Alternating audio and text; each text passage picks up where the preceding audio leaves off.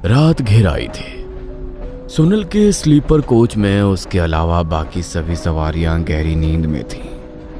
सिर्फ सोनल ही अपनी सीट पर बैठी किसी तरह रात बीतने का इंतजार कर रही थी।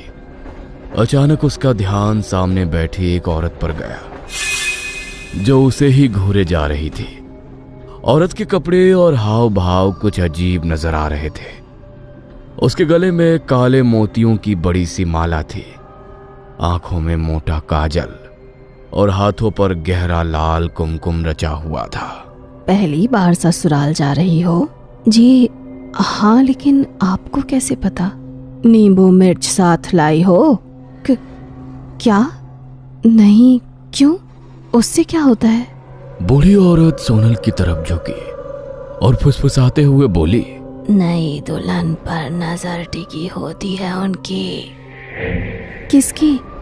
क्या बोल रही हो आप? और तभी अचानक से ट्रेन जोर से झटका खाती है और लाइट एक बार फिर टिमटिमाने लगी और फिर पूरी तरह बंद हो गई। ट्रेन में चारों तरफ घूप अंधेरा छा गया। डर के मारे सोनल की सांसें तेज हो गईं। तभी लाइट वापस आ गई, लेकिन बूढ़ी औरत वहां से गायब हो गई थी। सोनल के पसीने छूट रहे थे। उसके बाद वो पूरी रात जागती रही और उसके दिमाग में रह रह कर बूढ़ी की बातें और उसका चेहरा घूमने लगा। सुबह उसका स्टेशन आ गया। वह जल्दी से ट्रेन से उतर जाती है। बाहर उसके ससुर खड़े थे। थोड़ी देर बाद उसके ससुर की गाड़ी एक घर के सामने आकर रुकी। बड़ा सा पुराना मकान, दरवाजे पर रंगोली और अंदर से आती हंसी की आवाजें। आ गई बहू। अरे जल्दी से आरती लाओ, हमारी बहू पहली बार घर आई है। ये सब देखकर सोनल के चेहरे पर हल्की सी मुस्कान आई। उसकी सास ने उसकी आरती उतारी, कुमकुम लगाया और उसे अंदर आने को कहा। जैसे ही सोनल ने घर की चौखट पार करने के लिए कदम बढ़ाया, उसकी नजर अचानक बाईं तरफ गई, जहां पर पड़ोस के घर के दरवाजे पर एक लड़की थी। वह जमीन पर बैठकर नींबू और मिर्च को एक अजीब से गोल आकार में पिरो रही थी, जैसे कि कोई खास चीज बना रही हो। उसके बाल खुले हुए थे और चेहरा थोड़ा अजीब सा शांत था। सोनल कुछ सेकंड के लिए वहीं रुक गई और तभी उस लड़की ने धीरे धीरे सिर उठाया और उसकी नजर सीधी सोनल से टकराई। अरे बहू, अंदर आओ ना, क्या हुआ? जी। अंदर आते ही उसने पीछे मुड़कर देखा। वो लड़की अभी भी वहीं खड़ी थी। उसके हाथ में धागे से बंधे नींबू मिर्च थे और वो एकटक उसे घूरती जा रही थी। इसके साथ ही उसके होठों पर एक हल्की सी मुस्कान थी जो डरावनी लग रही थी। घर के अंदर माहौल खुशियों से भरा था। थोड़ी देर बाद उसकी ननद उसे कमरे में ले गई। आओ भाभी, ये आपका कमरा है। सोनल धीरे से मुस्कुराई, फिर हिचकिचाते हुए बोली, वो बाहर जो लड़की थी सामने वाले घर में, वो कौन है? ओह, वो भाभी, उससे जितना हो सके उतना ही दूर रहो। वो थोड़ी अजीब सी है। अजीब सी? क्या मतलब? ननद थोड़ा और पास आकर धीमी आवाज में बोली, दरअसल वो साइको है। वो हमेशा से भैया से शादी करना चाहती थी, लेकिन भैया शहर चले गए और फिर आपकी उनसे शादी हो गई। उस दिन के बाद से वो बदल गई। सुना है कि अब वो टोटके करती है, काले धागे, नींबू मिर्च, जाने क्या क्या। काला जादू करके जवान लड़कों को फंसाती है। अरे उससे दूर ही रहो आप। तो वो अभी क्या कर रही थी? वो नींबू मिर्च का गोला बनाना, क्या था वो? वही तो, पता नहीं अब किस पर उसकी काली नजर पड़ी है। भाभी, आप बस उससे बात मत करना और हो सके तो उसकी तरफ देखना भी मत। लोग कहते हैं उसकी नजर ठीक नहीं है। कमरे में कुछ पल के लिए सन्नाटा छा गया। अपनी ननद की बात सुनकर सोनल और भी अनकंफर्टेबल हो गई, लेकिन उसने खुद को संभाला और सोचा शायद वो ज्यादा सोच रही है। अब आप रेडी हो जाओ, थोड़ी देर में आपकी मुंह दिखाई होगी। थोड़ी देर बाद घर में सभी लोग आ गए। सोनल ने हल्का सा मेकअप किया और साड़ी पहनकर बाहर आ गई। ड्राइंग रूम में पहले से ही कई औरतें बैठी थी। सबकी नजरें उसी पर टिक गईं। बहुत सुंदर है बहू, नजर ना लगे। खुश रहो, घर में खुशियां लाओ। तभी उसी भीड़ भाड़ में वही पड़ोस वाली लड़की अंदर आई। फिर बिना कुछ बोले सोनल के हाथ में एक छोटा सा पैकेट रखकर आनन फानन में वहां से निकल गई। कुछ देर बाद सोनल ने घूंघट से देखा कि उसकी गोद में काला सांप रखा हुआ है जो फन उठाए बैठा है। ये नजारा देखते ही सोनल डरकर चीख पड़ती है और घूंघट और आंचल खींचकर सर से उतार देती है और गोद से सांप को दूर फेंककर सांप सांप चिल्लाने लगती है। बहू, ये क्या तमाशा है? कहाँ है सांप? अभी मुंह दिखाई शुरू हुई है और तुमने अपना आंचल उतार कर फेंक दिया। मेरी साड़ी और सांप था वो, मुझे डसने वाला था। मेरा विश्वास करो आप। अरे कैसी लड़की ब्याह लाई सुजाता, मुझे तो इसका मानसिक संतुलन सही नहीं लगता। सब किस्मत का खेल है, ठीक कहती हो आप। सोनल की हालत देख उसकी ननद उसे कमरे में छोड़ देती है। भाभी रिलैक्स, 2 दिन में भैया आ जाएंगे, आप क्यों इतना नर्वस हो रही हो? लो बहू, खाना खा लो। आज तुमने ढंग से कुछ खाया भी नहीं, थकान का असर हुआ है तुम्हें। सोनल ने मुस्कुराकर थाली ले ली और जैसे ही उसने पहला कौर मुंह में डाला उसे कुछ अजीब सा लगा, जैसे कि खाने में से किसी चीज के सड़ने की बदबू आ रही हो। माँ जी, ये सब्जी, ये तो कुछ ठीक नहीं लग रही है। क्या हुआ? ठीक नहीं बनी है क्या?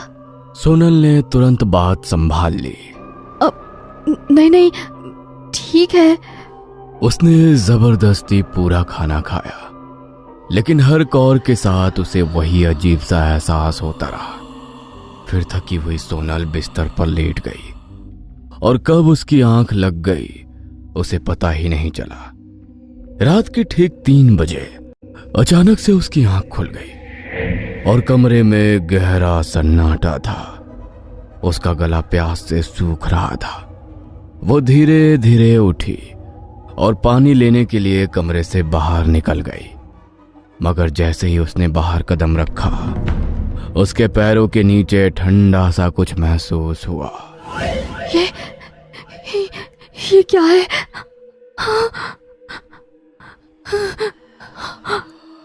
उसने नीचे देखा और उसकी ही सांस अटक गई। पूरा फर्श ठंडे पानी से भरा हुआ था, जैसे किसी ने पूरे घर में पानी फैला दिया हो। सोनल के कदम वहीं रुक गए। ये क्या है? पानी।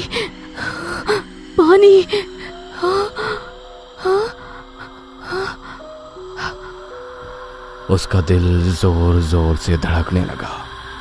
चारों तरफ सन्नाटा था, बस पानी में उसके कदमों की हल्की हल्की आवाज सुनाई दे रही थी। छप छप छप। वह घबराकर पीछे मुड़ी अपने कमरे की तरफ जाने के लिए, लेकिन दरवाजा वहां था ही नहीं। थोड़ी देर पहले तक जहां उसका कमरा था वहां अब सिर्फ एक खाली दीवार थी। सोनल की आंखें फैल गईं। नहीं, ये कैसे हो सकता है? उसने इधर उधर देखा, हर तरफ वही दीवारें, वही पानी, जैसे वो किसी बंद जगह में फंस गई हो। उसकी सांसें तेज हो गई और हाथ कांपने लगे। कोई है? सुनो, मम्मी जी,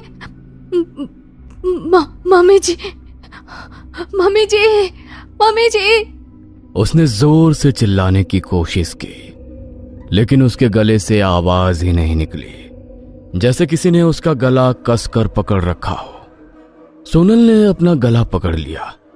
उसकी आंखों में डर साफ दिख रहा था। उसका दिल इतनी जोर से धड़क रहा था जैसे कि किसी भी वक्त सीने से बाहर आ जाएगा। वो भागने लगी, लेकिन हर तरफ वही पानी, वही अंधेरा। और तभी उसके पीछे पानी में किसी के कदमों की भारी आवाज आई। छप छप छप। सोनल धीरे धीरे मुड़ी। पीछे अंधेरे में दीवार से सहारा लेकर कोई बैठा हुआ था। सोनल कांपती आवाज के साथ कौन है वहां कहते हुए उसके नजदीक आई, तो नजदीक से उस साए को देखकर उसकी सांसें अटक गईं। ऐसा लगता था कोई कंकाल नुमा शरीर जिसके बदन पर फटे पुराने कपड़े थे, पानी में बैठा हुआ है। यह नजारा देख सोनल की चीख निकल गई और वो झटके से उठ बैठी। सोनल अपने कमरे में थी, अपने बिस्तर पर। उसकी सांसें तेज थीं और माथे पर पसीना पानी की तरह बह रहा था। आसपास सब कुछ एकदम नॉर्मल था। दरवाजा भी अपनी जगह पर था। सोनल ने हड़बड़ाकर इधर उधर देखा। तो वो एक सपना था। सोनल ने गहरी सांस ली और अपने माथे का पसीना पोंछा। वो पानी पीने के लिए उठी ही थी कि उसकी नजर अचानक सामने गई। ड्रेसिंग टेबल पर वही शीशे के पास पड़ोसन का दिया पैकेट रखा था। धीरे धीरे वो ड्रेसिंग टेबल के पास गई। उसके कदम भारी हो रहे थे। उसने कांपते हाथों से पैकेट उठाया। अंदर से एक ताजा नींबू, 7 हरी मिर्च निकले जो कि काले धागे में पिरोए हुए थे। साथ में एक नींबू और था जिसे बीच से काट कर रखा गया था, लेकिन वो नींबू साधारण नहीं था, सड़कर काला हो चुका था। साथ एक छोटी सी पर्ची भी थी जिस पर साफ साफ लिखा था, इसे हमेशा अपने पास रखना। क्या बकवास है। नई दुल्हन को ऐसा तोहफा कौन देता है? हो क्या रहा है मेरे साथ? उसने झुंझलाकर वो नींबू मिर्च दूर फेंक दिया। वो फर्श पर गिरा और लुढ़कता हुआ ड्रेसिंग टेबल के नीचे जाकर रुक गया। सोनल वापस बिस्तर पर लेट गई। अगला पूरा दिन बीत गया। सोनल सारे दिन अपने सपने के बारे में सोचती रही और जैसे जैसे रात हो रही थी उसका मन घबराता जा रहा था। क्या बात है भाभी, कुछ परेशान लग रही हो? कुछ नहीं, बस कल रात नींद ठीक से नहीं आई। अरे तो रुको ना, मैं अभी आपके लिए गुनगुना दूध लेकर आती हूँ, फिर आपको बहुत अच्छी नींद आएगी। सोनल की ननद उसके लिए दूध ले आती है। इसका स्वाद कुछ अजीब सा है।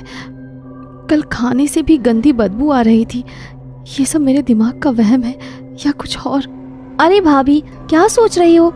हमारे यहाँ गाय का शुद्ध दूध आता है, शहर के पैकेट वाले जैसा नहीं। आप आराम से पियो, सब ठीक है। पता नहीं यहाँ के खाने का ऐसा अजीब सा स्वाद क्यों है। मुझे नहीं पीना। कल राहुल आ जाएगा और परसों मैं यहाँ से चली जाऊंगी, बस। सोनल ने जैसे तैसे खुद को संभाला और बिस्तर पर लेट गई, लेकिन नींद उसकी आंखों से कोसों दूर थी। कमरे में हल्की सी खामोशी थी और दीवार पर टंगी घड़ी की टिक टिक साफ सुनाई दे रही थी। पता नहीं कब उसकी आंख लग गई और देर रात फिर से सोनल की आंख झटके से खुल गई और उसकी नजर टेबल पर रखे दूध के गिलास पर गई। वो पूरी तरह काला हो चुका था। सोनल ने दूध सूंघा तो उसमें से ऐसी बदबू आ रही थी जैसे कि उसमें कुछ सड़ चुका हो। ये कैसे हो गया? ऐसा लग रहा है मरा हुआ चूहा डाल दिया हो किसी ने दूध में। छी! उसने बिना एक पल गवाए खिड़की खोली और वो दूध बाहर फेंक दिया। उसने नजर घुमाकर देखा तो वही पड़ोस वाली लड़की अपनी छत पर खड़ी थी और उसके कमरे की ओर देख रही थी। ये पागल लड़की पता नहीं क्या चाहती है, मैं छोड़ूंगी नहीं इसे। सोनल छत पर पहुंचती है तो देखती है उस लड़की ने छत पर तंत्र मंत्र का सामान फैला रखा है। दीदी ठीक कह रही थी, ये लड़की के इरादे ठीक नहीं है। मुझे नीचे जाना चाहिए। संभल कर रहना, खतरा है तुम्हें। मुझे तुमसे कोई बात नहीं करनी। तुम प्रेग्नेंट हो ना? सोनल के कदम रुक गए और उसका चेहरा सफेद पड़ गया। तुम्हें कैसे पता? ये तो सिर्फ मुझे और राहुल को ही पता है, इसीलिए उसने शादी की जल्दबाजी की। खतरा बाहर से नहीं है, खतरा अंदर ही है। ये सुनकर सोनल की सांसें तेज हो गईं। वो काला नींबू देखा था ना, जब जब काला होगा समझ लेना खतरा पास है। तुम मुझे डराने की कोशिश कर रही हो ना? मैं तुम्हें बचाने की कोशिश कर रही हूँ। कुछ सेकंड के लिए दोनों के बीच सन्नाटा छा गया। सोनल बिना कुछ बोले तेजी से सीढ़ियों की तरफ भागी और नीचे आते ही वो सीधे अपने कमरे में गई। उसके हाथ कांप रहे थे, लेकिन इस बार उसने समय बर्बाद नहीं किया। उसने अलमारी खोली और जल्दी जल्दी अपने कपड़े बैग में डालने लगी। मुझे यहाँ से जाना होगा अभी इसी वक्त। लेकिन जैसे ही उसने बैग बंद किया, कमरे के दरवाजे के बाहर से आवाज आने लगी, जैसे कोई उसी के कमरे की तरफ आ रहा था। दरवाजा धीरे से खुला और राहुल सामने खड़ा था। राहुल तुम आ गए? हाँ सोनल, मुझे जल्दी छुट्टी मिल गई तो मैंने सोचा आज ही आ जाऊं। सोनल उठी और राहुल को गले लगाने के लिए उसकी तरफ भागी, लेकिन तभी उसके कदम रुक गए। उसने देखा कि ड्रेसिंग टेबल के नीचे पड़ा नींबू मिर्च राहुल के आते ही काला हो गया था। सोनल के पैरों तले जमीन ही खिसक गई। राहुल, तुम वो क्या हुआ? बोलो ना। कुछ नहीं, मुझे बस वापस जाना है, चलो यहाँ से। सोनल दरवाजे से बाहर निकलती है और सामने देखती है कि उसकी ननद और सास हॉल के बीचों बीच बैठी कोई हवन कर रही थी। वो दोनों बहुत डरावनी लग रही थी और राहुल सोनल का हाथ पकड़कर पीछे कर लेता है।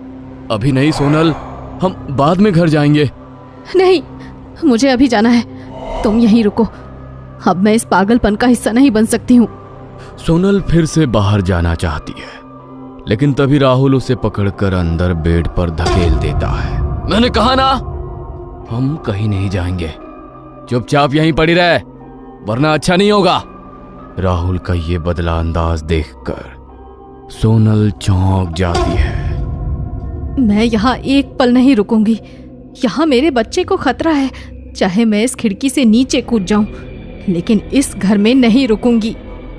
सोनल कूदने की कोशिश करने लगती है और राहुल उसे जोर जबरदस्ती से रोकने लगता है। तुम सबकी सब एक जैसी ही हो, तुम्हें अपनी जान प्यारी नहीं होती है। लगता है तेरा खेल भी खत्म करना पड़ेगा। चल चल। राहुल सोनल को घसीटकर बाहर ले जाता है, जहां पर उसकी माँ और बहन हवन कर रहे थे, और सोनल को वहीं ले जाकर पटक देता है। इसका खेल खत्म करो, ये हमारे साथ नहीं टिक पाएगी। दूसरा शिकार ढूंढ लेंगे, ये यहां रहेगी तो खतरे से खाली नहीं है। राहुल सोनल को कसकर पकड़ लेता है और उसकी माँ और बहन उस पर मंत्र फूंकने लगते हैं और एक अजीब सी भस्म उसके शरीर पर लगाने लगते हैं। रुको रुको, क्या है ये? छोड़ो मुझे। इसे ये भस्म खिला दो, ये अपने आप बेहोश हो जाएगी और दूसरी दुनिया में पहुंच जाएगी।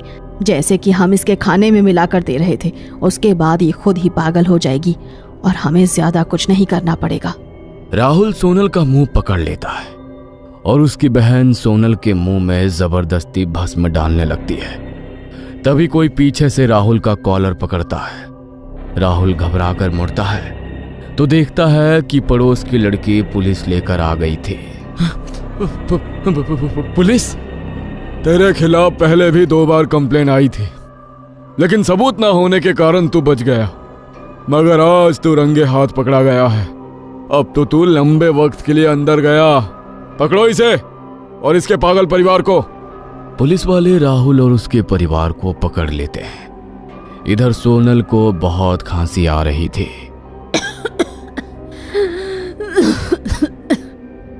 ये लो, पानी पियो, सब ठीक हो जाएगा। मेरा बच्चा, उसे कुछ नहीं होगा, अब सब ठीक हो जाएगा, फिक्र मत करो। ये सब आखिर क्या था? ये राहुल और उसका परिवार जादू टोना करने वाले पागल थे। ये अमीर लड़कियों को फंसाता और फिर उनसे शादी करके उन पर टोना टोटका करते थे। जब इनके वशीकरण में आकर लड़कियां पागलपन की कगार पर आती तो उन्हें पागल खाने पहुंचा देते और उनका सब कुछ ये हड़प लेता था। मेरी बहन भी कई साल पहले इसका शिकार बनी थी। अपनी बहन को ठीक करने के लिए मैंने एक तांत्रिक से तंत्र विद्या सीखी ताकि मेरी बहन को अपनी जिंदगी अस्पताल के नर्क में ना बितानी पड़े। अपनी बहन को तो मैंने बचा लिया, लेकिन जब तुम्हें यहाँ आते देखा तभी समझ गई इनका अगला शिकार तुम हो। इसीलिए तुम्हारी रक्षा के लिए नींबू मिर्च दिया था। शुक्र है भगवान का तुम ठीक हो।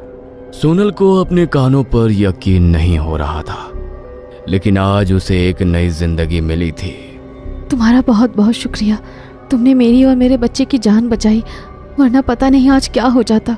तुम जितनी जल्दी हो सके यहाँ से निकल जाओ। यहाँ बहुत नेगेटिव एनर्जी है। ये घर खुद ही नरक का कुआं है। ये नींबू मिर्च साथ रखना, तुम्हारे बच्चे की रक्षा होगी। अब जाओ। सोनल ने हाँ में सिर हिलाया और उसी वक्त अपना सामान लेकर वहां से निकल गई।